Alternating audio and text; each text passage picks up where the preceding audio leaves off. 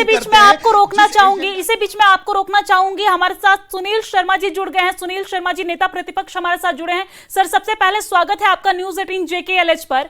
जिस तरीके से उमर अब्दुल्ला साहब ये रेलिंग फांद कर गए हैं, इस पर आप क्या कहना चाहेंगे? पहली प्रतिक्रिया आपकी।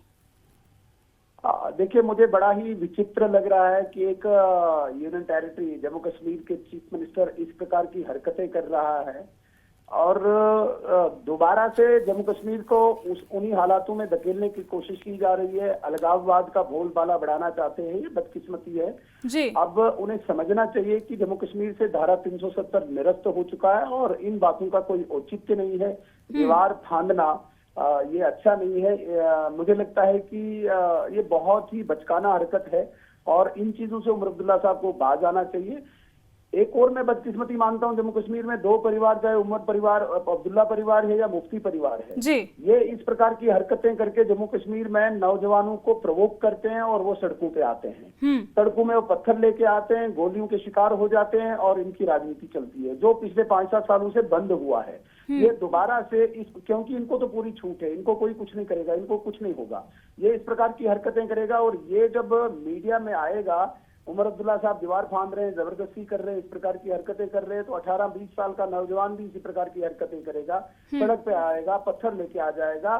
जो इनकी इंटेंशन है उमर अब्दुल्ला साहब की या मुफ्ती परिवार की, जो ये करते आए हुए हैं, और वहां का गरीब का नौजवान पत्थर लेके सड़क पे आएगा, सिक्योरिटी फोर्सेस से टकराएगा और इनको उस प्रकार का एक एनवायरनमेंट मिल जाएगा राजनीति करने का। आज ये राजनीति कर नहीं पा रहे हैं। राजनीति आज विकास की हुई है, विकास की करनी है। नरेंद्र मोदी जी ने एक बेंचमार्क सेट किया, यहाँ पे बिजली, पानी, सड़क, स्कूल, अस्पताल, राशन की बात करनी है।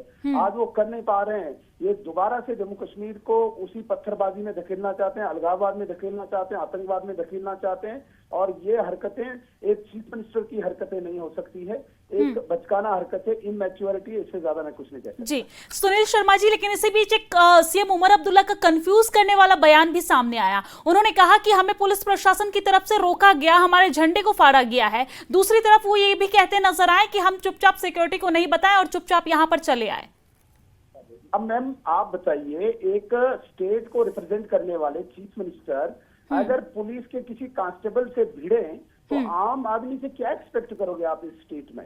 मैंने कहा ना, ये दोबारा से इस प्रकार की राजनीति को दोबारा से यहाँ पे रीएस्टैब्लिश करना चाहते हैं। जिस राजनीति में यहाँ पे गरीबों के बच्चे मरे और ये जाके मातम कुर्सी पे जाके उसको प्रवोक करें, बाकी नौजवानों को प्रवोक करें। आप मुझे बताइए, चीफ मिनिस्टर को कोई पुलिस वाला रोक सकता है क्या? कभी नहीं रोकेगा। लेकिन आप गलत चीजें करोगे, गलत हरकतें करोगे तो ये चीजें होंगी फिर यहाँ पे।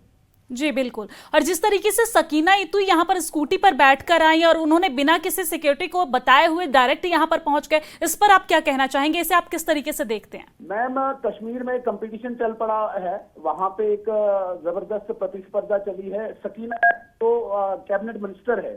अगर एक कैबिनेट मिनिस्टर स्कूटी पे बैठ के इस प्रकार की हरकतें करेंगी, आप ये दर्शाना क्या चाहते हैं? ये स्पीक, एक ही शब्द में इसका मैं उत्तर देना चाहूंगा, ये स्पीक गरीब के बेटे को सड़क पे लाना चाहते हैं पत्थर लेके।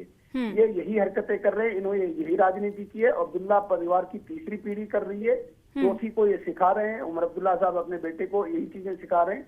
सकीना इतू जी का आप स्कूटी पे जाना, मुझे बताइए कहाँ का ये औचित्य बनता है? क्या आपको नहीं लगता है कि ये रेलिंग फांद कर जाना, इस तरीके से स्कूटी पे आना, जहां एक तरफ खुद के कहते ये नजर आए कि ये 12 को मनाए, 14 को मनाए, 15 को मनाए, कोई फर्क नहीं पड़ता, किसी भी दिन मना सकते हैं, वही दूसरी तरफ वो रेलिंग फांद कर जाते नजर आए, सकीना इतू स्कूटी से नजर आई, ये कहीं ना कहीं सियासत है? देखिए मैम, ये उन लोगों को आज शहीद का दर्जा देना चाहते हैं जिन्होंने जम्मू कश्मीर के तब के महाराजा हरि सिंह के विरुद्ध विद्रोह शुरू किया था और तब इन्होंने कश्मीरी पंडित हिंदू समाज की दुकानों को लूटा था, वहां की बहन बेटियों के साथ दुष्व्यवहार किया था, वहां के घरों को नष्ट किया था।